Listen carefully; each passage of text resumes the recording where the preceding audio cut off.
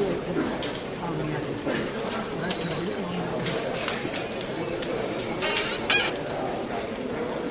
الله الرحمن الرحيم.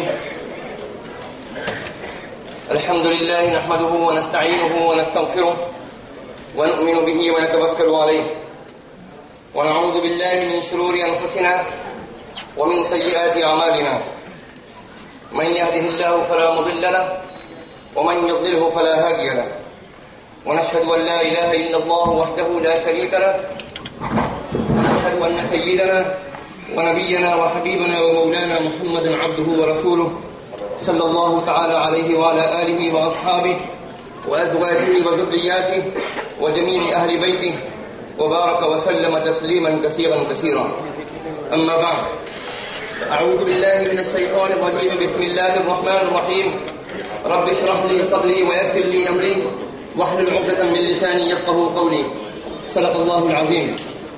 اللهم إني أسألك بأنك أنت الله لا إله إلا أنت الأحد الصمد الذي لم يلد ولم يولد ولم يكن له كفوا أحد.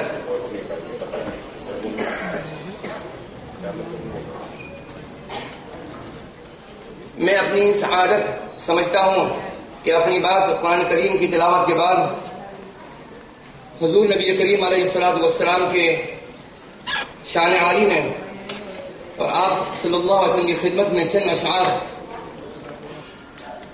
عرض کر کے اور پیش کر کے اپنی بات میں شروع کرنا چاہوں گا. شاعر کہتا ہے آپ کی شان مبارک میں کہ لوح بھی تو قلم بھی تو تیرا وجود الکتاب گنبدے آبگین رنگ تیرے محیط میں خباب. شوق تیرا اگر نہ ہو میری نماز کا امام میرا قیام بھی حجاب میرا سجود بھی حجاب. تیری نگاہ ناز سے دونوں مراد پا گئے تیری نگاہ ناز سے دونوں مراد پا گئے. عقل غیاب جستجو عشق حضور و اضطراب. شوکت سنجر و سلیم تیرے جلال کی نمود فقر جنید و بایزید تیرا جمال بے نقاب. میرے عزیزوں اور بزرگوں اور دوستوں اور اسٹیج پر بہنیں تشریف فرما میرے تمام بزرگ مہمانان اور میزبانان. اس مجلس میں مہمان بھی موجود ہیں اور میزبان بھی موجود ہیں اور تمام میرے باوقار حاضرین مجلس. آج یہ کانفرنس جس کا کہ موضوع ہے 21st century socio economic challenges یعنی 21ویں صدی کے سماجی اقتصادی اور معاشی چیلنجز، اس پر گفتگو کرنے سے پہلے میں آپ کو یہ بات بتانا چاہتا ہوں کہ آج راجکوٹ کی اس پر رونق مجلس کے اندر جس میں ہم آج موجود ہیں یہ ہماری 14ویں کانفرنس ہے. 12واں پلان یا 12ویں پنچ سالہ یوجنا کے اناؤنس ہونے کے بعد ہم نے لگاتار جو سوشو اکنامک چیلنجز ہیں اور ان چیلنجز میں جو ایجوکیشن ہماری سب سے ٹاپ پرائرٹی ہے اس میں یو پی اے سرکار نے کیا کیا پروویژن کیے ہیں اس کی اویئرنیس کے لیے بھی اور اس کی کیا کیا کمیاں ہیں اس پر بھی نشاندہی روشنی ڈالنے کے لیے ہم نے ان کانفرنسوں کا آغاز کیا. اور ہندوستان کے کئی اسٹیٹ میں اور صوبوں میں اور راجیوں میں ہم نے یہ پروگرام کیے اور ہر کانفرنس کی یہ پرمپرا رہی ہے کہ اس میں اسٹیٹ کے باہر سے بھی پورے ہندوستان سے لوگ آتے ہیں اور یہ بھی ایک پرمپرا رہی ہے کہ اس میں ہندو اور مسلمان سب مل کر آتے ہیں. اور ہم یہ چاہتے ہیں کہ ہندوستان کی آزادی کے وقت جو ہم نے ایک مثالی محبت اور یکجہتی اور آپس میں ایک دوسرے کے ساتھ ہمدردی کرنا اور کندھے سے کندھا ملا کر اس دیش کو اس ملک کو آگے بڑھانا یہ محبت اس میں کہیں نہ کہیں جو کمی آئی ہے، ہماری کوشش ہے کہ وہ کمی دور ختم ہو جائے، مٹ جائے اس ملک سے، اور ہم کندھے سے کندھا ملا کر اس ملک کو مضبوطی دے سکیں۔ اور وہ اس لیے بھی کہ میں ایک مسلمان ہوں اور لوگ مجھے ایک مذہبی شخص بھی سمجھتے ہیں، اور میں اپنا مذہبی فریضہ جان کر یہ بات کہتا ہوں کہ اسلام بھی اس بات کی دعوت دیتا ہے کہ تمام انسانوں کے درمیان ان کی رنگ، ان کی زبان، ان کے مذہب، ان کے کلچر اور ان کے علاقے میں تفریق کے بنا انسانیت کی بنیاد پر ہم کو محبت کرنی چاہیے۔ آئیے میں چند دن آپ کا ضرور لینا چاہوں گا، اس لیے کہ میرا دین کا فریضہ ہے کہ میں دین کی بات بھی آپ تک پہنچاؤں۔ اوکے، اسلام کیا کہتا ہے؟ قرآن کریم کے اندر اللہ ارشاد فرماتا ہے وَقُولُوا لِلنَّاسِ حُسْنًا، اور لوگوں سے اچھی بات کہو۔ آگے قرآن کریم میں ایک جگہ ہے کہ وَلَا يَجْرِمَنَّكُمْ شَنَآنُ قَوْمٍ عَلَىٰ أَلَّا تَعْدِلُوا اعْدِلُوا هُوَ أَقْرَبُ لِلتَّقْوَىٰ وَاتَّقُوا اللَّهَ۔ اگر کسی قوم کی دشمنی کے باوجود بھی تم اس پر آمادہ مت ہو جانا کہ ان کے ساتھ انصاف نہیں کرنا، بلکہ اگر دشمن قوم بھی تمہارے سامنے ہے تو تم کو ان کے ساتھ انصاف کا، بھائی چارگی کا اور محبت کا تم کو برتاؤ کرنا ہے۔ حضرت ابو ہریرہ رضی اللہ تعالیٰ عنہ جو کہ ایک صحابی ہیں، آپ اور انس بن مالک جو کہ ایک صحابی ہیں رضوان اللہ علیہم اجمعین، وہ فرماتے ہیں کہ رسول اللہ صلی اللہ علیہ وسلم نے ارشاد فرمایا کہ ولا تباغضوا ولا تحاسدوا ولا تدابروا وكونوا عباد اللہ اخوانا، ایک دوسرے کے لیے دل میں کینہ اور دشمنی مت رکھو۔ یہ کون کہہ رہا ہے؟ سرور کائنات فرما رہے ہیں وَكُونُوا عِبَادَ اللَّهِ إِخْوَانًا، اور اے خدا کے بندو آپس میں بھائی بھائی بن کر رہو۔ اور ایک جگہ ارشاد فرمایا کہ تم ان سے منہ مت پھیرو، ان کے اچھا برتاؤ کرو۔ اور یہ بھی فرمایا کہ من لا یرحم لا یرحم، جو لوگوں پر رحم نہیں کرتا ہے اوپر والا بھی اس پر رحم نہیں کرتا ہے۔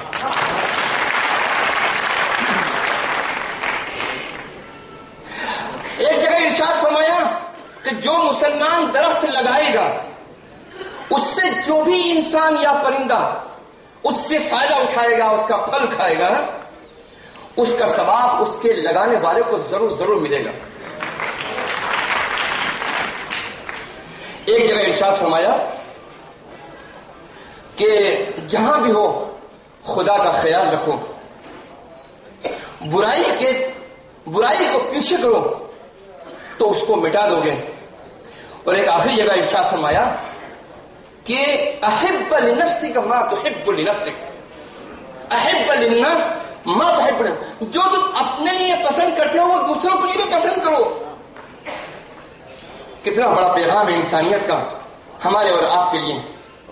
اور میرے عزیزوں اور دوستوں، یہی چیز اس بات کی ضمانت ہے کہ اگر ہندوستان آج آزاد ہو گیا، لیکن آج ہمارے سامنے جو سب سے بڑا چیلنج ہے، دنیاوی اکنامک چیلنج کے ساتھ ساتھ وہ ہمارے اور آپ کے درمیان دوریوں کا چیلنج ہے۔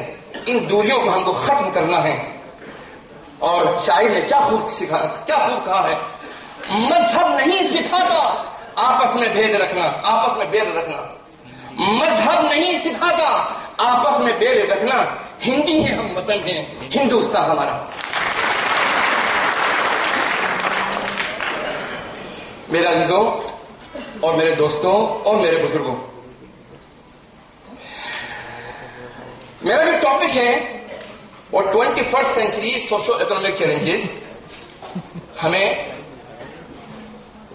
اس موضوع پر آنے سے پہلے اس کی سوشو اکنامک چیلنجز کی ڈیفینیشن کو سمجھنا ہوگا اور جاننا ہوگا کہ سوشو اکنامک چیلنجز کیا ہیں اور کیسے ہیں، اس کی کیا پریبھاشا ہے جو کہ ہم دنیا میں اور سرکاریں استعمال کرتی ہیں۔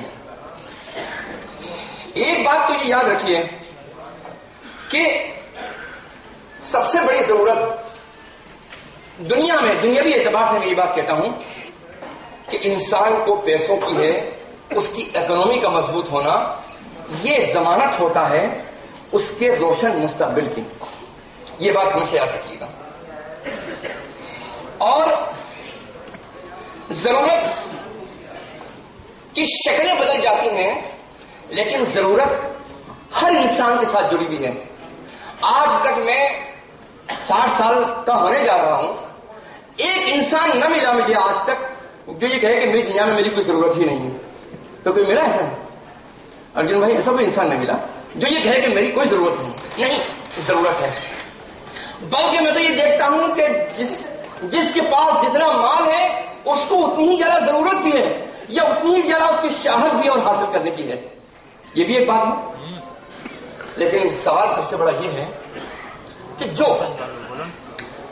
چیلنجز ہیں اور جو ترقی ہو رہی ہے اس کے اندر سب سے بڑا مسئلہ جس ہمارے سامنے ہے ہندوستان کا, وہ ہم یہ بات کہہ سکتے ہیں کہ اس ملک پر اللہ کا بہت بڑا احسان ہے کہ اس نے اس ملک کو خزانوں سے مالا مال کیا ہے. 30 فٹ کے اوپر 40 فٹ کے اوپر پانی نکل آتا ہے. جگہ جگہ ہندوستان سے تیل نکل رہا ہے. کہیں تانبے اور کہیں نہ کہیں ریسورسز زمین کے اندر دفن ہے اور موجود ہیں, اور کہیں جو ہے ایگریکلچر ایک بہت بڑا پارٹ ہندوستان کا ایگریکلچر کے اوپر بیس, اور اسی کے ساتھ ساتھ کہیں کوئلے کی کھانے ہیں, کہیں معدنیات ہیں. تو سوال سب سے بڑا یہ ہوتا ہے کہ ریسورسز تو خدا نے اس ملک کو بہت دے دیے. میں آج کی تاریخ میں یہ بات ماننے کو تیار نہیں ہوں کہ یہ ملک غریب ہے. اس ملک کو اللہ نے ہمیں مالدار بنا کر دیا, اس نے خزانے کا. لیکن سوال سب سے بڑا یہ ہوتا ہے کہ جو ترقی ہو رہی ہے دنیا کے اندر, اور دنیا میں لوگ جو پھل پھول رہے ہیں, وہ چند لوگ پھل پھول رہے ہیں یا سارا پیسہ سرکار کے خزانوں میں ہے اور عام آدمی کو بھی اس کا فائدہ مل رہا ہے یا نہیں مل رہا ہے؟ یہ ہے سب سے بڑا سوال. ہم اسی پر آپ کے ساتھ گفتگو کریں گے اور اسی موضوع پر ہم اپنی بات کو آگے بڑھانے کی کوشش کریں گے کہ جو بھی ریسورسز موجود ہیں, جو ملک ترقی کر رہا ہے, اس ترقی کے میدان میں تو عام لوگوں کی حصے داری ہے یا نہیں ہے, یا اور اسی کے ساتھ ساتھ سماجی طور پر سوشل جسٹس لوگوں کو مل رہا ہے یا نہیں مل رہا ہے. لیکن سوال یہ سب سے بڑا کہ ہمارے پاس ناپنے کا پیمانہ کیا ہے؟ ہر چیز کا ایک پیمانہ ہوتا ہے. اگر آپ کو دودھ خریدنا ہے تو ایک برتن میں ایک ناپ ہوتا ہے, اس میں ناپ کر آپ دودھ لیں گے. مثال کے طور پر آپ کو لوہا خریدنا ہے تو وہ تول کر لیں گے, نوٹ ہے لینا ہے تو وہ گن کر آپ لیں گے. ہر چیز کا ایک پیمانہ ہوتا ہے حاصل کرنے کا. اسی طریقے سے سوال سب سے بڑا یہ ہوتا ہے کہ اگر آپ کوئی کمپنی خریدنا چاہتے ہیں یا کمپنی کو ٹیک اوور کرنا چاہتے ہیں تو آپ اخبارات اور ٹی وی کی بنیاد پر اس کو لے لیتے ہیں یا کمپنی کی ڈیپتھ میں جاتے ہیں کہ اس کمپنی کی ڈیپتھ کیا ہے, اس کسی کی پوزیشن کیا ہے, اس کا ڈیفیسٹ کیا ہے, اس کی آمدنی کیا ہے, اس کا اسٹرکچر کیا ہے. جب بھی آدمی کوئی کمپنی لینا چاہے گا یا ڈالنا چاہے گا پیسہ تو وہ نیوز کی بنیاد پر نہیں ڈالتا, فنڈامنٹل کی بنیاد کے اوپر ڈالتا ہے. یعنی اس کی حقیقت کیا ہے, حقیقت کے اوپر آدمی پیسے ڈالتا ہے, بغیر حقیقت کے آدمی پیسہ نہیں ڈالتا. یہ کوئی شیئر بازار نہیں ہے کہ ٹی وی اور اخبارات میں ایک شیئر کو ایسا چمکتی ہوئی دنیا بنا کر پیش کر دیا گیا کہ 100 روپئے کا شیئر, 10 روپئے کا شیئر 500 ہزار روپئے میں بکنے لگا, اور پتا چلا کہ وہ ایک ایسا میڈیا کا مینوپولیشن تھا کہ 1000 روپئے کا شیئر جو ہے وہ کمپنی بند ہو گئی یا ڈوب گئی یا خسارے میں چلی گئی اور لوگوں کا پیسہ ڈوب گیا. یہ تو ہواؤں کی بنیاد پر نہیں, ہواؤں کی بنیاد پر نہیں بلکہ حقیقت کی بنیاد کے اوپر, انہی حقیقت کی بنیاد کے اوپر میں آپ سے آج بات کرنا چاہتا ہوں. میں ٹی وی کے پروپیگنڈا, میڈیا کا پروپیگنڈا, اخبارات کا پروپیگنڈا, اس اس کو سامنے رکھ کر میں کوئی بات آپ سے نہیں کروں گا.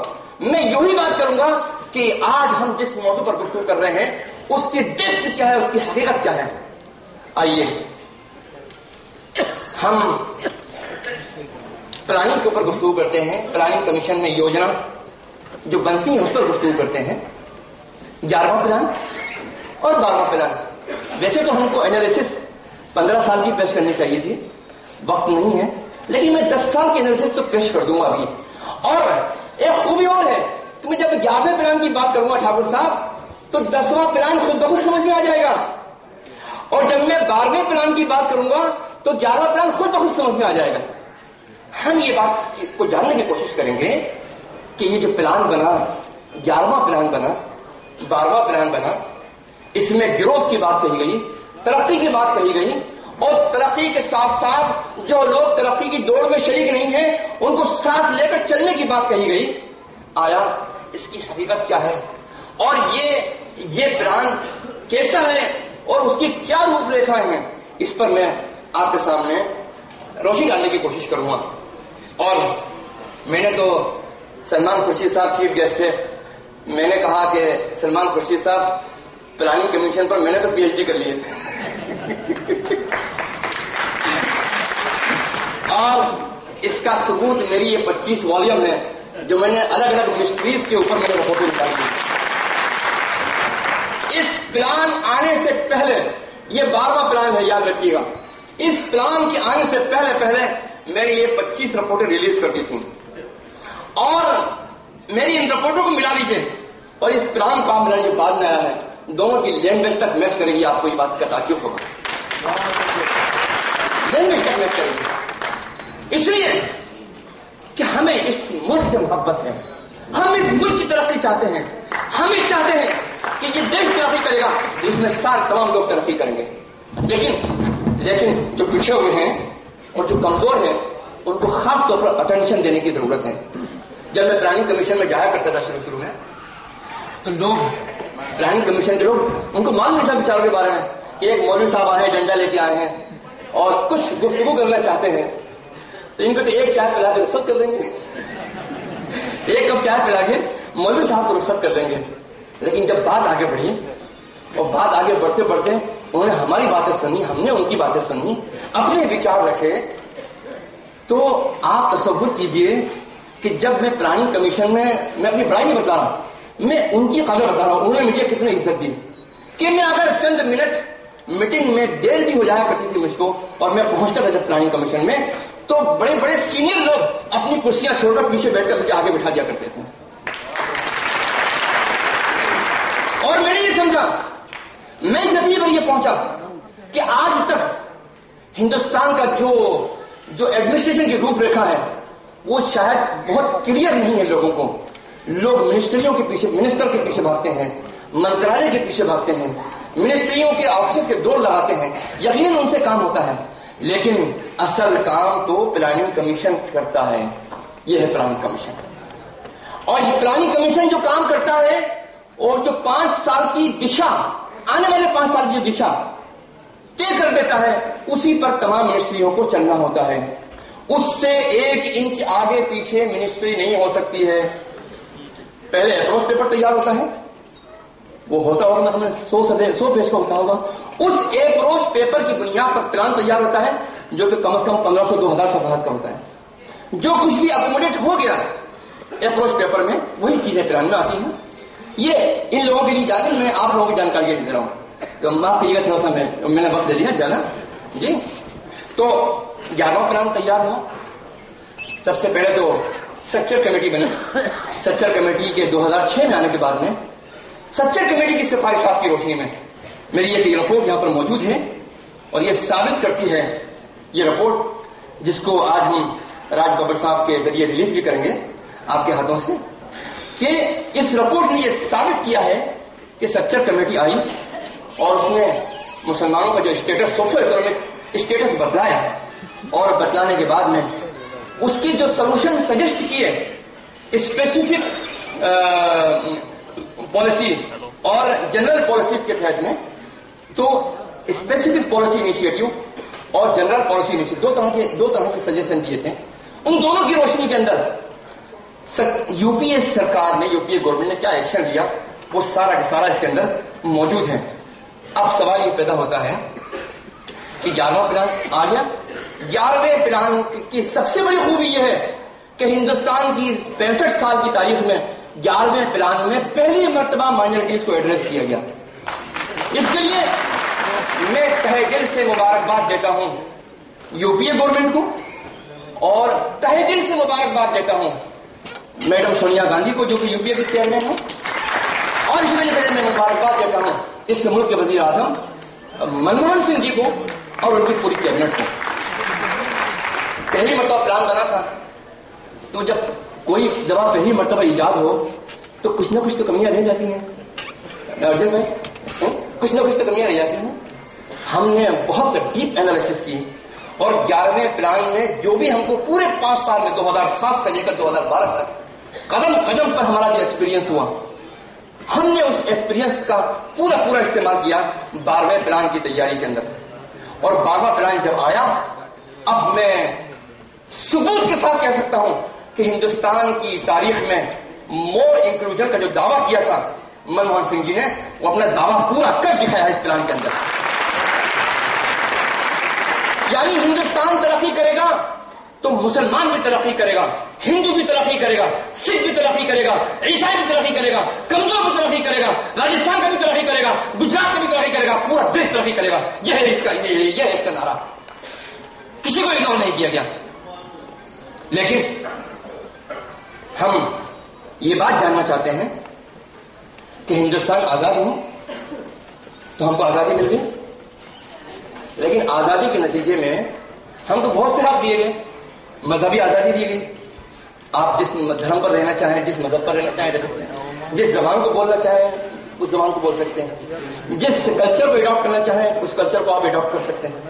لیکن روزی روٹی کی گارنٹی اور وہ حق آزادی کے نتیجے میں نہیں ملا ہم کو. وہ حق اگر دیا ہے 60 سال میں تو کس نے دیا ہے؟ یو پی اے سرکار نے کہ سیکنڈ ٹرم میں یہ حق دیا تھا. اور وہ حق کیسا ہے؟ وہ حق یہ ہے کہ 6 مہینے سے لے کر 14 سال کے لڑکوں اور 16 سال کی لڑکیوں تک کی کیا ذمہ داری لیتی ہے گورنمنٹ؟ گورنمنٹ یہ کہتی ہے کہ ہم ڈیسنٹ میل دیں گے، یعنی سڑا ہوا کھانا نہیں، ڈیسنٹ میل جس میں نیوٹریشن ہو وہ کھانا ہم تم کو دیں گے. اور ہم تم کو مکان بھی دیا جائے گا، اور مکان جھوپڑے کی شکل میں نہیں، پکا مکان دیا جائے گا. ایسا مکان جس میں سینیٹیشن کی فیسلٹیز بھی ہوں، سیف ڈرنکنگ واٹر ہو. یہ ہے ہمارا رائٹ جو یو پی اے سرکار نے سیکنڈ ٹرم میں ہم کو دیا. ہم اس کے لیے بہت بہت مبارکباد دیتے ہیں. آئیے ہم کچھ چیزوں کو روشنی ڈال دیتے ہیں اور یوں سمجھیے کہ آج پرچہ آؤٹ ہو رہا ہے کیندریہ سرکار کا. نمبر بھی آپ کو دینا ہے. میں چاہوں گا کہ آپ نمبر دیں، میں بھی نمبر دوں، ٹھیک ہے؟ سوال سب سے بڑا یہ ہے کہ نیشنل فوڈ سیکورٹی یہ بل آیا، یہ اسکیم آئی، اور 2013 اور 2014 میں جو پروویژن کیا یو پی اے سرکار نے وہ 1,24,724 کروڑ کا ہے.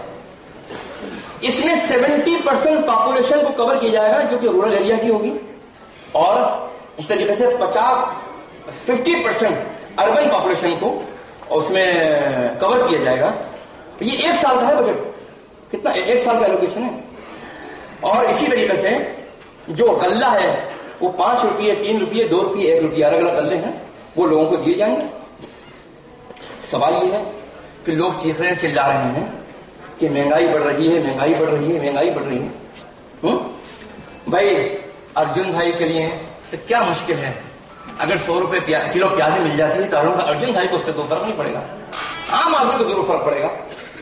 تو یہ جو مہنگائی کا اتنا چرچا ہے، میں یہ نہیں کہتا ہوں کہ مہنگائی ہونی چاہیے، یقیناً سستی ہونی چاہیے، لیکن سوال سب سے بڑا یہ ہے کہ جو چیلنج ہے وہ ارجن بھائی کے ڈرائیور اور چوکیدار چپراسی کے لیے ہے. وہ 100 روپے کلو کہاں سے خریدے گا پیاز اور آلو؟ تو اس کے لیے سرکار نے پروویژن دے دیا، اور یہ پروویژن دیا کہ آپ کی ایک جیب میں پیسہ کم ہے تو دوسری جیب میں ہم ڈال دیتے ہیں. ہم یہ کیوں بھول جاتے ہیں کہ ہمارے ایک جیب میں صرف 5 روپیہ ہے تو دوسری جیب میں سرکار نے ہمارے جیب میں 105 روپیہ ڈالا ہے، اس کو کیوں بھول جاتے ہیں؟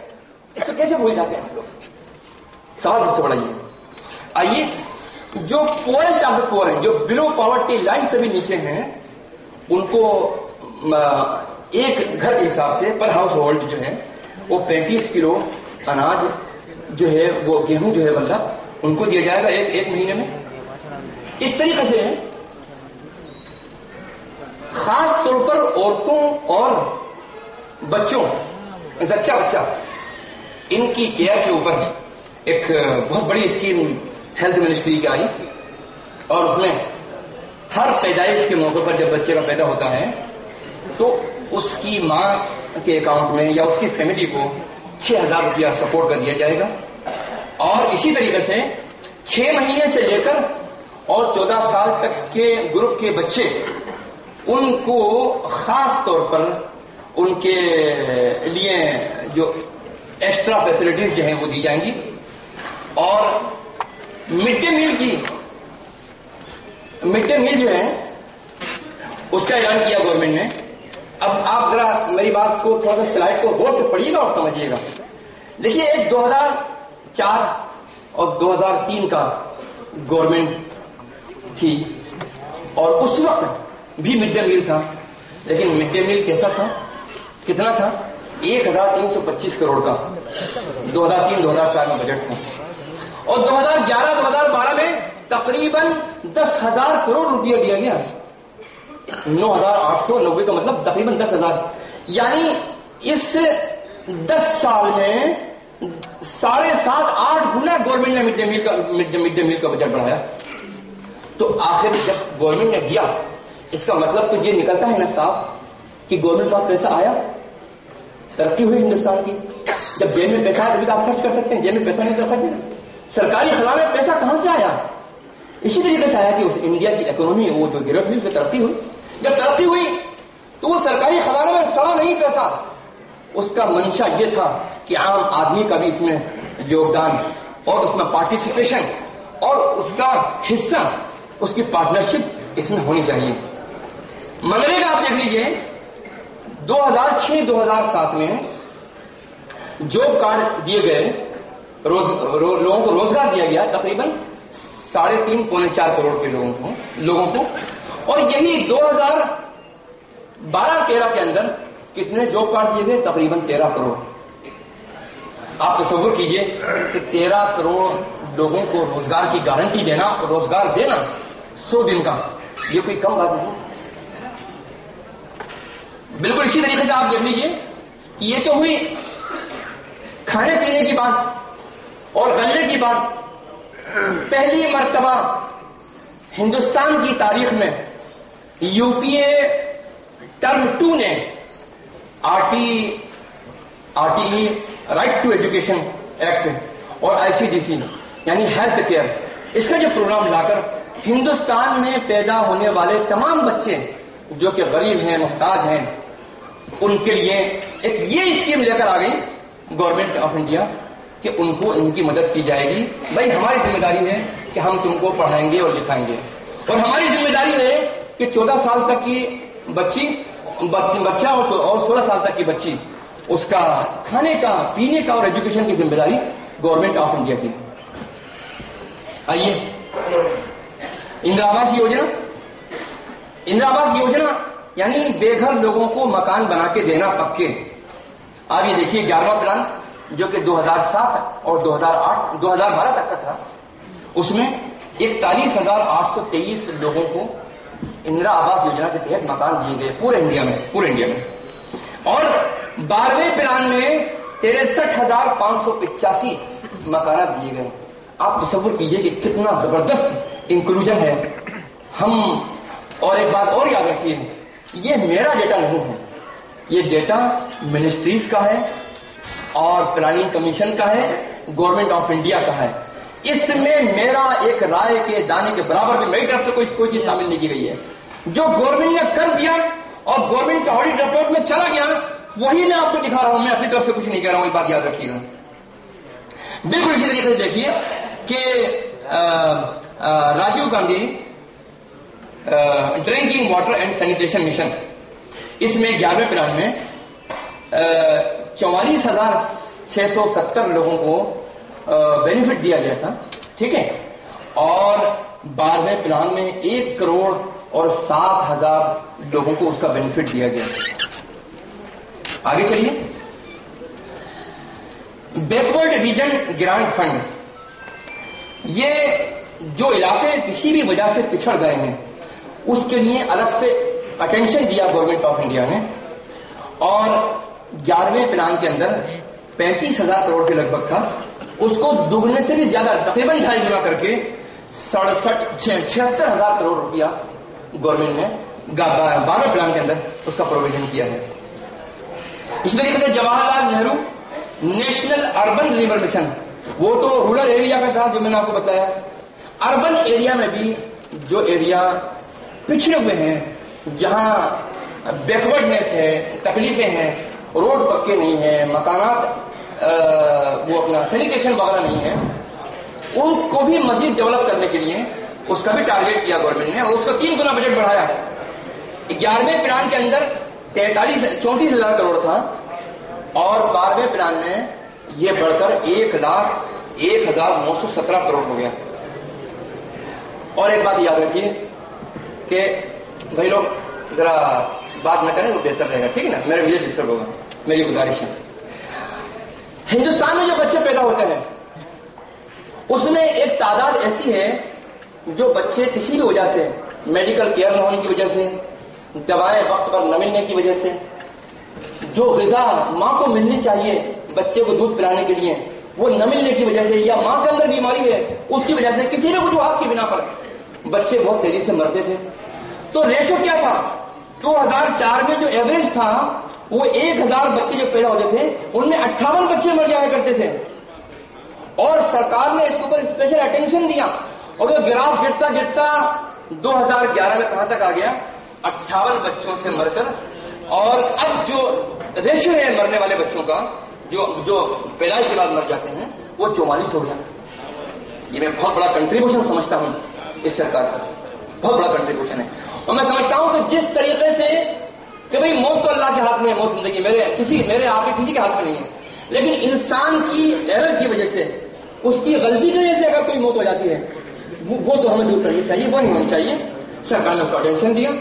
اور آج میں سمجھتا ہوں کہ 2012-2013 کا ڈیٹا نکل کے آئے گا تو یہ یقیناً 44 سے بھی کم ہو جائیں گے, لیکن وہ ڈیٹا بھی میرے پاس نہیں آیا ہے اس لیے میں آپ کو دکھا بھی نہیں سکتا. لیکن ایک ٹرینڈ بتلا رہا ہوں کہ کتنا ڈیولپمنٹ ہو رہا ہے. ہر طرف بے روزگاری کا, میڈیا نے ایک ہوا کھڑا کر رکھا ہے کہ بے روزگاری ان امپلائمنٹ. آپ دیکھ لیجیے 2009-2010 میں ان امپلائمنٹ ریشو, بے روزگاری کا ریشو 6.6% تھا. نہیں سوری 2004-2005 میں, معاف کیجیے, 2004-2005 میں 8.2% تھا, 8.2% تھا, جو کہ گھٹ کر ان امپلائمنٹ کا جو ریشو ہے وہ 6.6 ہو گیا. تو آپ بتائیے کہ بے روزگار لوگ بڑھے یا کم ہوئے؟ کم ہوئے. یہ government of India planning commission کہتا ہے یہ بات. اور اسی طریقے سے گورنمنٹ نے اپنے باشندوں کے اوپر, بھارت واسیوں کے اوپر ہیلتھ کے اوپر بہت اٹینشن دیا. اور 2003-2004 میں جو اس کا ایلوکیشن تھا بجٹ کا وہ 7,500 کروڑ تھا, جو کہ 2011-2012 میں 27,000 کروڑ ہوا. یہ گورنمنٹ نے خرچ کیا آج کی تاریخ میں 2011-2012 میں تقریباً 3.5-4 گنا بڑھایا ہیلتھ کے اندر فنڈس کو بڑھایا.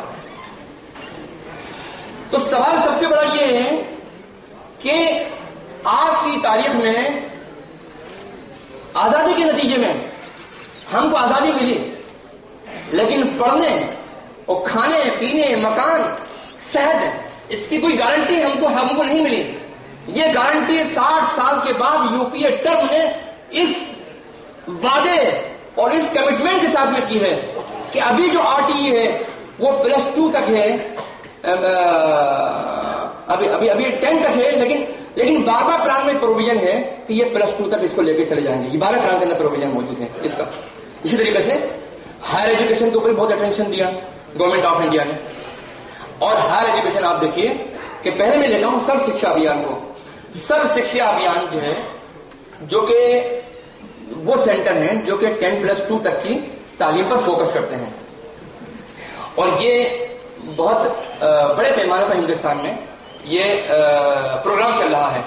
تو 2003 اور 2004 میں 2730 کروڑ کا بجٹ ایلوکیشن تھا, جو کہ 7.5 گنا سے زیادہ بڑھ کر 20,841 کروڑ روپیہ گورنمنٹ نے خرچ کیا 2011-2012 میں سب شکشا ابھیان کے اوپر. آئیے ہم ہائر ایجوکیشن کے اوپر آتے ہیں. اس میں دیکھیے ایک نیلے رنگ ہے, ایک نیلا رنگ ہے اور ایک ہرا رنگ ہے. ہمارے ٹھاکر بھائی جگدیش بھائی دیکھیے نیلا رنگ جو ہے وہ 2003-2004 کے ڈیٹا کو درشا رہا ہے, اور جو ہرے رنگ کا جو ٹیبل ہے وہ 2011-2012 کے ڈیٹا کو درشا رہا ہے. اب آپ یہ دیکھیے کہ سینٹرل یونیورسٹیاں 2003-2004 میں 17 تھیں, IIT 7 تھے اور IIM 6 تھے. اب آپ 2012 اور 2011 کا ڈیٹا دیکھ لیجئے کہ سینٹرل یونیورسٹیاں 17 سے بڑھ کر صرف اس 5 سال کے اندر جو ہیں وہ 44 ہو گئی, اور IIT 7 سے 16 ہو گئے, اور IIM 6 سے لے کر 13 ہو گئے. یہ کتنا بڑا اچیومنٹ ہے اس سرکار کا, ڈبل سے بھی زیادہ ہو گئے. اور یہ وہ ڈیٹا دکھا رہا ہوں جو کہ آلریڈی ایگزسٹ کر رہے ہیں. آنے والے وقت میں کیا پروگرام ہے اس پر تو میرا بھی کوئی روشن ڈالی نہیں ہے ابھی آپ کو, ٹھیک ہے. اب آپ یہ کہیں گے کہ بھائی نمبر آف یونیورسٹیز ٹوٹل ملا کر کتنی تھیں پہلے اور اب؟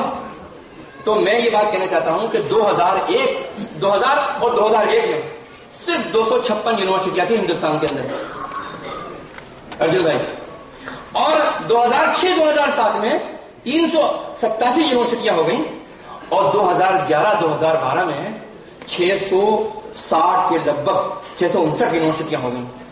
آپ یہ تصور کیجئے کہ میں نے جو کچھ بھی آپ کو گراف دکھایا ہے کہ 50 سال کا بیورا الگ کر دیجئے, UPA 1, UPA 2 کا الگ کر دیجئے, جتنی ترقی ہندوستان نے الگ الگ سیکشن کے اندر پورے 50 سال میں کی ہے اس سے زیادہ ترقی ہوئی اس 10 سال کے اندر کری ہے. میں نے ثابت کر کے دکھا دیا. آئیے اب کالجز کی بات لے لیجیے. کالجز میں آپ یہ دیکھیے کہ اس وقت ہندوستان میں 33,000 کالجز اس وقت موجود ہیں. اس کا بھی آپ گراف دیکھ لیجیے کہ 2000 اور 2001 کے اندر 12,806 کالجز تھے. 2006-2007 کے اندر UPA 1 کے اندر ان کی تعداد بڑھ کر جو ہے وہ 21,170 ہو گئی, اور 2011-2012 میں ان کالجز کی تعداد بڑھ کر 33,023 ہو گئی, یعنی 2.5 گنا سے بھی زیادہ. اب سوال یہ ہے کہ ایک آپ لوگوں کے ذہن میں بات آ سکتا ہے کہ بھئی خالی یونیورسٹیاں بن گئی ہیں, خالی پڑے ہیں, کلاس خاتون خالی ہے, کوئی پڑھ نہیں رہا ہے. ایسی بات تو نہیں ہے کہیں خالی بنا کے کھڑا کر دی ہے مورتیاں, ایسا نہیں, ایسا نہیں ہے. اسی تعداد میں بچوں کو بھی ہائر ایجوکیشن کی فیسلٹی ملی ہے. وہ بھی گراف موجود ہے. کرائم کمیشن کہتا ہے کہ 2001 کے اندر 8.5 ملین بچے پڑھ رہے تھے ہائر ایجوکیشن میں. ہائر ایجوکیشن انسٹیٹیوٹ میں HEI ہائر ایجوکیشن انسٹیٹیوٹ میں پڑھ رہے تھے, اور 2006-2007 کے اندر 16 ملین بچے ہو گئے, یعنی 1,60,60,000 کے لگ بھگ. اور اسی طریقے سے 2011-2012 میں تقریباً 26 ملین یعنی تقریباً 2.5 کروڑ بچے ہائر ایجوکیشن کے اندر تعلیم حاصل کر رہے ہیں, سسٹم حاصل کر رہا ہے. اسی طریقے سے بہت سے لوگ ایسے ہیں جو کہ ریگولر تعلیم حاصل نہیں کر سکتے, کالج کو انسٹیٹیوشن میں جا کر جوائن نہیں کر سکتے. تو اس کے لیے سرکار نے ڈسٹینس ایجوکیشن کا پروگرام بنایا.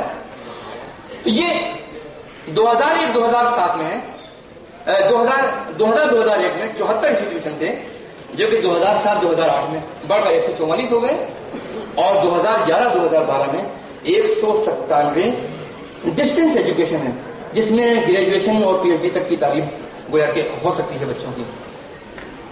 اب آپ یہ دیکھیے کہ ان کی تعداد بھی آپ یہ دیکھ لیجیے, ان کی تعداد بھی آپ دیکھ لیجیے.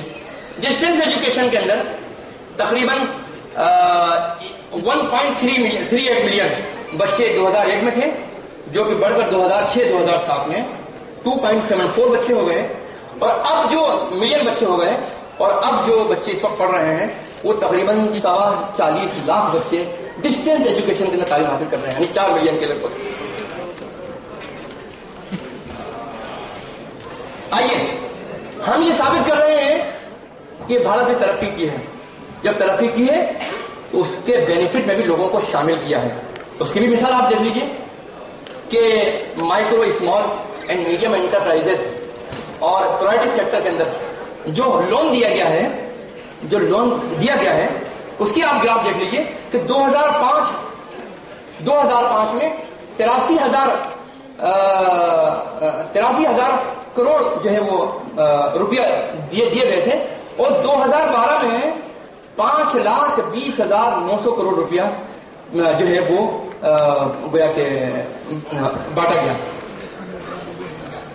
سوال مائنورٹیز کا بھی آتا ہے کہ 2005 اور 2006 میں تو کچھ تھا ہی نہیں ہمارے لیے, لیکن 2006-2007 سے جو اچھی شروعات ہوئی تو آج 2012 اور 13 کے اندر 1,593 کروڑ مائنورٹیز کو الگ سے ڈیولپ کرنے کے لیے دیا گیا.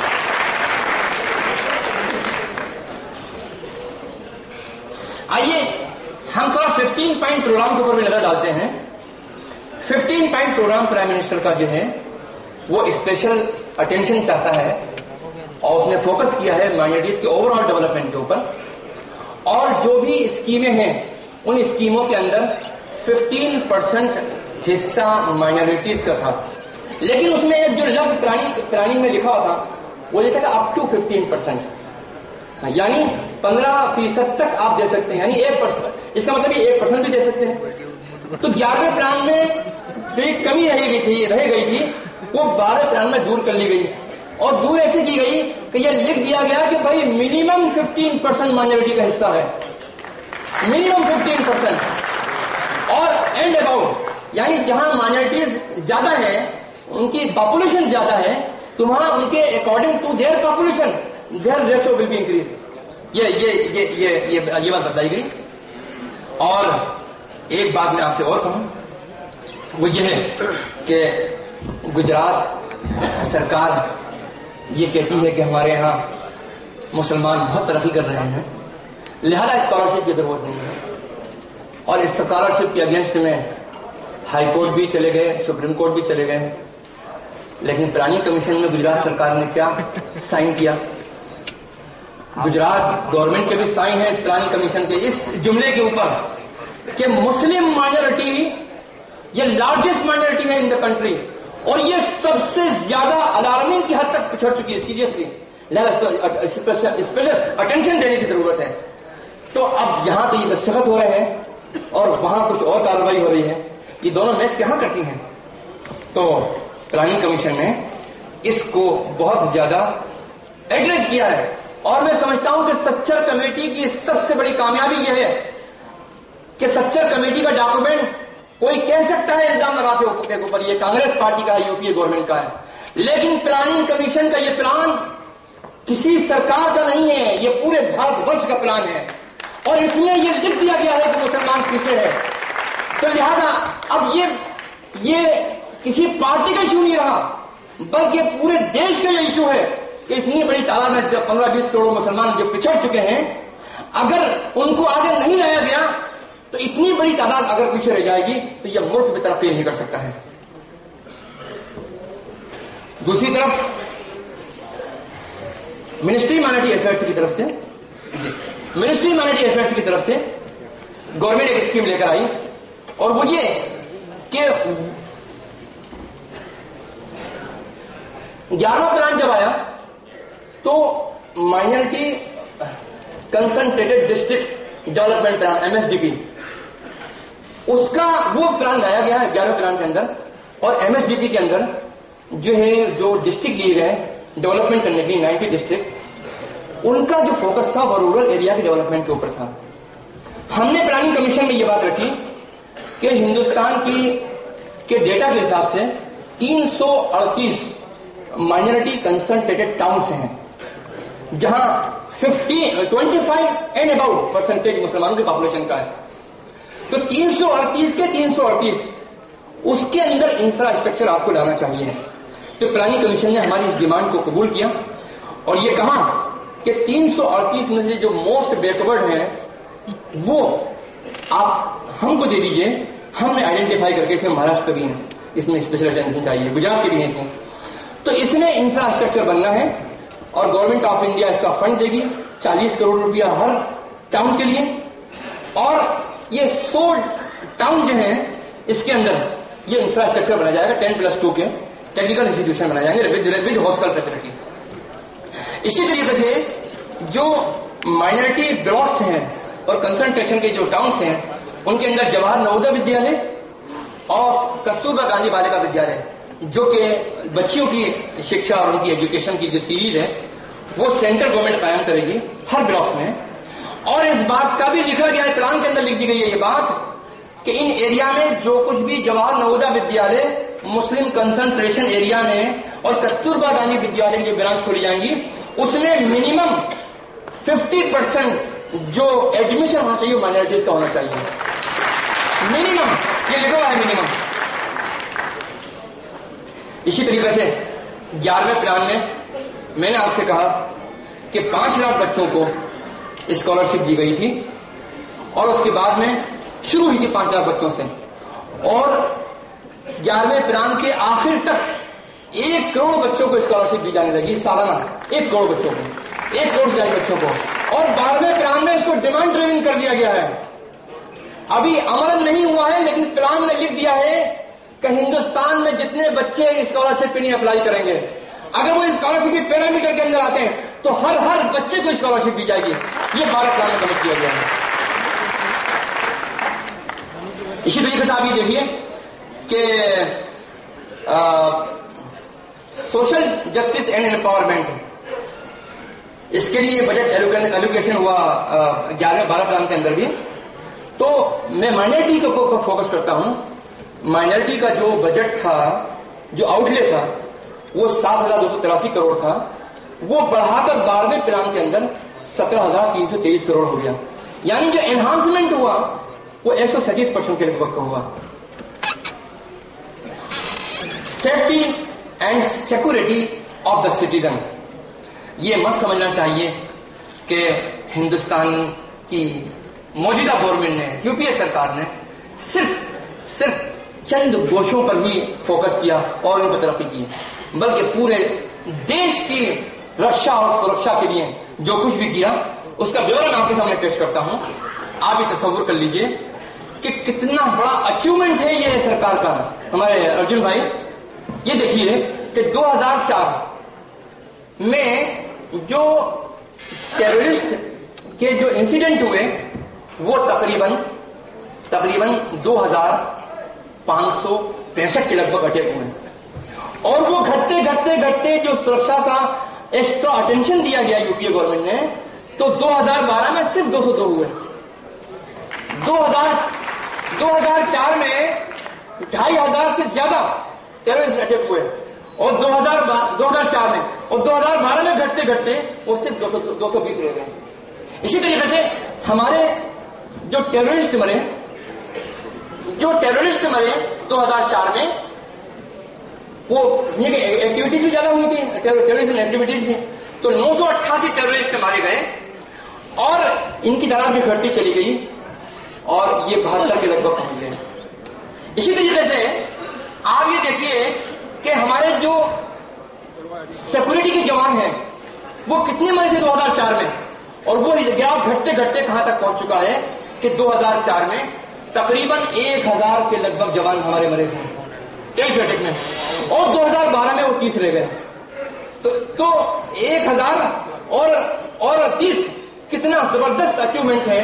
ये दर्शा रहा है इस बात का कि भारत ने और हिंदुस्तान की मौजूदा गवर्नमेंट ने रक्षा, सुरक्षा, सेफ्टी एंड सिक्योरिटी, इस पर भी बहुत ध्यान दिया है, बहुत ध्यान दिया।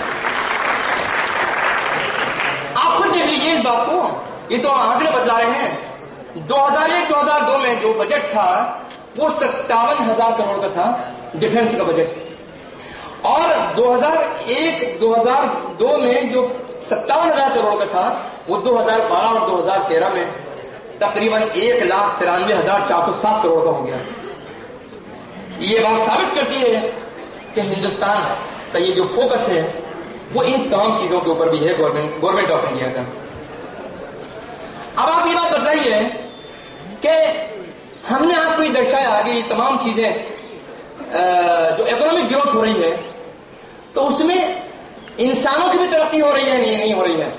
यानी ह्यूमन डेवलपमेंट इंडेक्स क्या कहता है, यानी जो रहने वाले इंसान हैं उनका भी मेयार जिंदगी, उनकी भी तरक्की और उनकी लाइफ में भी बेहतरी आ रही है, नहीं आ रही है। ह्यूमन डेवलपमेंट इंडेक्स के अंदर 3 चीजों का खास तौर पर फोकस किया जाता है और 3 चीजें नापी जाती हैं। एक हेल्थ एजुकेशन, नंबर 2 इनकम और नंबर 3 जो है वो अपना उसका एजुकेशन, नंबर 3 एजुकेशन। ये तीनों ग्राफ मिलाकर देखे जाएंगे तो ये समझ में आए, ये पैमाना है, तराजू है, जिससे कि आप ह्यूमन डेवलपमेंट इंडेक्स का अंदाजा लगा सकते हैं कि वो ह्यूमन डेवलपमेंट इंडेक्स जो है वो नीचा जा रहा है या ऊंचा जा रहा है। आइए हम इसकी बात करते हैं।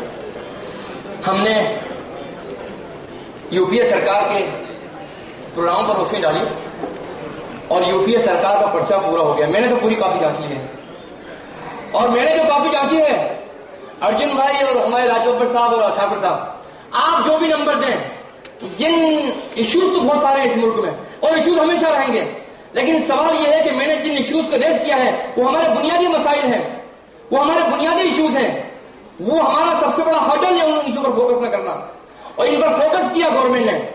तो मैं कितने नंबर दूंगा भाई? मैं तो यूपीए सरकार को 100 में से 100 नंबर देता हूं और मैं पूरी ईमानदारी से दे रहा हूं। इसका मतलब ये नहीं होगा कि मेरी कोई शिकायत नहीं है, मैं पार्टी का आदमी नहीं हूं, मैं कांग्रेस का आदमी नहीं हूं, लेकिन कांग्रेस की तारीफ करता हूं। कांग्रेस की माइनॉरिटीज ने किया वो आज तक किसी भी सरकार ने नहीं किया, और कांग्रेस ही पार्टी, यूपीए सरकार ही क्षमता रखती है मुसलमानों को आगे तरक्की देने की, कोई और सरकार नहीं रखती है। हमें तारीफ करना चाहिए। आइए हम जिस प्रदेश में बैठे हैं उस प्रदेश की भी तो काफियां जांच लें, इसको कितने नंबर दिए जाएंगे? है ये जनाब, अवर वाइब्रेंट गुजरात, चमकता गुजरात, शाइनिंग गुजरात, शाइनिंग गुजरात। आइए जब काफियां खुल रही हैं, नंबर आपको देना पड़ेंगे, मैं ही दूंगा 1 नंबर।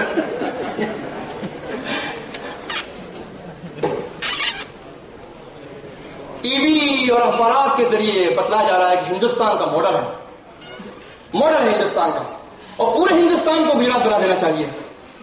लेकिन आंकड़े क्या कहते हैं? तराजू से तोला जाएगा, नाप में घटा बढ़ा देखा जाएगा। आज गुजरात का मुसलमान, अफसोस की बात यह है कि 20वीं सदी, 21वीं सदी नहीं, 20वीं सदी के चैलेंजेस के अंदर फंसा हुआ है।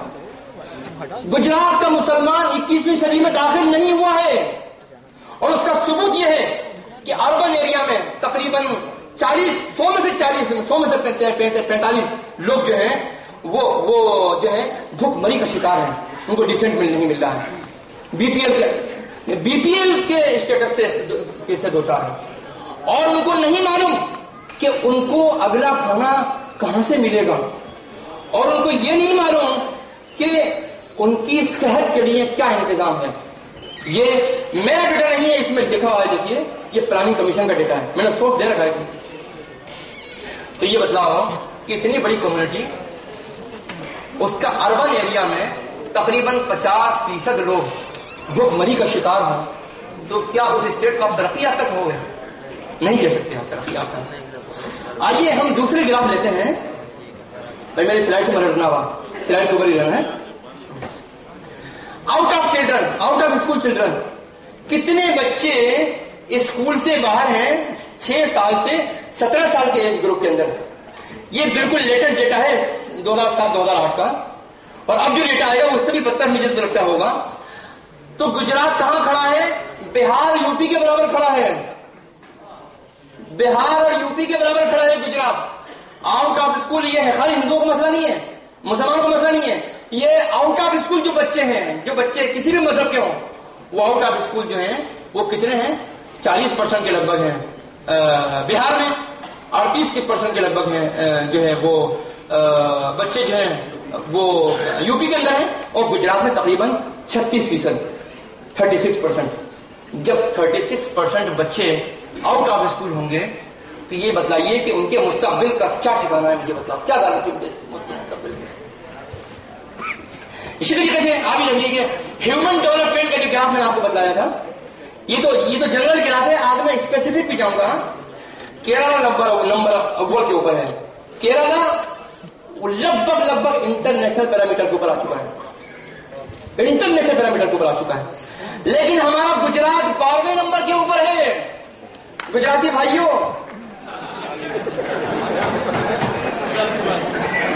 اس کی فکر کرو. تمہارا بہت تم کو اچھی اچھی سڑکیں دکھائی دیتی ہیں، بڑے بڑے مال دکھائی دیتے ہیں، بڑے بڑے تم کو باغات دکھائی دیتے ہیں، پکے مکانات کے بنگلے تم کو نظر آتے ہیں، لیکن عام آدمی اس سے محروم ہے. ایک بات یاد رکھو، ٹاٹا برلا کو اور ریلائنس کو بہت ترقی ہو رہی ہے اس پردیش میں، لیکن عام انسان کی ترقی نہیں ہو رہی ہے. یہ پلاننگ کمیشن کا ایک ڈاکومنٹ بتلا رہا ہے کہ گجرات کہاں ہے؟ 12ویں نمبر کے اوپر ہے پورے ہندوستان کے اندر. یعنی آپ سمجھ لیجئے کہ ہماچل پردیش اور جموں اینڈ کشمیر اور ہریانہ تک سے پیچھے ہے گجرات کے معاملے میں ہیومن ڈیولپمنٹ کے اندر. اور آپ یہ دیکھیے کہ change in HDI human development index, اس میں کس نے کتنا کنٹریبیوٹ کیا وہ آپ یہ دیکھیے کہ اس میں سب سے آگے اتراکھنڈ ہے. اوور آل ہیومن ڈیولپمنٹ جو ہوا، جو 2007-2008 میں 1999 سے لے کر 2008 تک کا جو ایوریج نکل کے آ رہا ہے، اس میں سب سے اچھی پرفارمنس جو ہے وہ اتراکھنڈ کی ہے، اس کے بعد میں کیرلا کی ہے، اور گجرات کا نام ہی نہیں ہے کہیں پر. نام ہی نہیں ہے، سیدھا ڈاکومنٹ میں نام ہی نہیں ہے، سیدھا ہو گیا.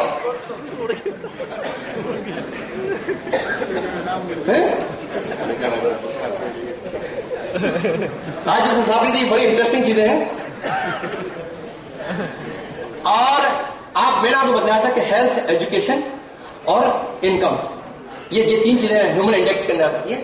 آپ دیکھیے انکم کے اندر دیکھ لیجیے کہ انکم میں جو سب سے اچھی پرفارمنس دی ہے وہ آسام نے دی ہے. ابھی انکم کے اندر آسام میں جو گروتھ ہو رہا ہے جس طریقے سے، وہ کیرلا کے بعد نمبر 2 پر آسام ہے. اور ہمارا جو گجرات ہے، گجرات پردیش ہے، وہ بھی یہاں پر بھی 12ویں نمبر کے اوپر آ گیا. آئیے ایجوکیشن میں دیکھ لیتے ہیں. ایجوکیشن میں جو سب سے اچھی پرفارمنس کی ہے وہ اتراکھنڈ اور جھارکھنڈ نے اور آندھرا پردیش نے، ان 3 اسٹیٹ نے کی ہے. اس کے بعد میں دیگر اور بھی ہیں. اور ہمارا جو آسام ہے اور گجرات ہے اور بہار ہے، یہ تینوں لگ بھگ برابر آ چکے ہیں. میں نے تینوں اسٹار دے رکھا ہے. صرف ہیلتھ میں دیکھ لیجیے، ہیلتھ کے اندر بھی جو سب سے اچھے ہیلتھ انڈیکس سب سے ڈیولپ کیا ہے وہ گوا ہے. گوا میں ہیلتھ کی پروگرام جو گورنمنٹ کے فنڈ سے چلے ہیں وہ بڑی خوبصورتی سے چلے ہیں، اور اس میں ہم نمبر 1 دیں گے کس کو؟ گوا کو. اس کے بعد آسام ہے، چھتیس گڑھ ہے، یو پی ہے، اور ہمارا جو گجرات ہے وہ یہاں پر بھی 6 نمبر کے اوپر آ گیا. یہاں پر بھی 6 نمبر کے اوپر آ گیا. اور آپ اور دیکھیے، ہنگر یعنی بھوک مری کا شکار، یعنی ڈیسنٹ مل جن کو نہیں مل رہا ہے وہ لوگ، اس میں بھی دیکھیے کہ یہاں پر بھی گجرات اور یو پی لگ بھگ برابر ہیں. اور گجرات کا پورے انڈیا میں جو نمبر ہے وہ 5واں نمبر ہے. آپ یہ تصور کیجئے میرے عزیزوں اور دوستوں کہ جہاں حکومت کی ذمہ داریاں ہیں، سرکار کی ذمہ داری ہے، وہاں کمیونٹی کی بھی ذمہ داری ہے کہ وہ بیدار ہو اور وہ جانکاری حاصل کرے اور وہ ایکٹیو ہو اور کمٹمنٹ اپنے اندر پیدا کرے کہ نہیں، اس صورتحال کو ہم کو بدلنا ہے، اس لیے کہ ہم یہ سمجھتے ہیں کہ اگر ہندوستان کی سب سے بڑی مائنورٹیز اگر پچھڑتی ہے تو ہندوستان بھی پچھڑے گا، اور ہم یہ نہیں چاہتے کہ ہندوستان پچھڑے۔ ہمیں یہ یقین ہے کہ اگر مسلمان مائنورٹیز اور ہندوستان کے تمام پچھڑے ہوئے ورگ لوگ طبقات اگر برابر میں آئیں گے تو میں سمجھتا ہوں کہ ایک وقت وہ بھی آئے گا کہ ہندوستان کی اکانومی نمبر 1 ہوگی انشاءاللہ تعالی۔ یہی میرا آپ سے کہنا ہے، اور یہی محبت کا ایک پیغام اور ایک بیداری کا پیغام میں آپ کے سامنے لے کر آیا، اور میں بار بار حاضر ہوتا رہوں گا، جب آپ حکم دیں گے حاضر ہوتا رہوں گا۔ اور میں اپنی خوش قسمتی سمجھتا ہوں کہ اس بھائی چارگی کا جو ماحول ہے وہ ایسا مضبوط ہو کہ جس طریقے سے کہ ہم نے ہندوستان کی آزادی کی جنگ کندھے سے کندھا ملا کر لڑی تھی، فرقہ پرستی کے خلاف بھی ہم کو یہ جنگ کندھے سے کندھا ملا کر لڑنی ہے، اور ہندوستان کو ایک سپر پاور بنانا ہے ہم کو۔ الحمدللہ۔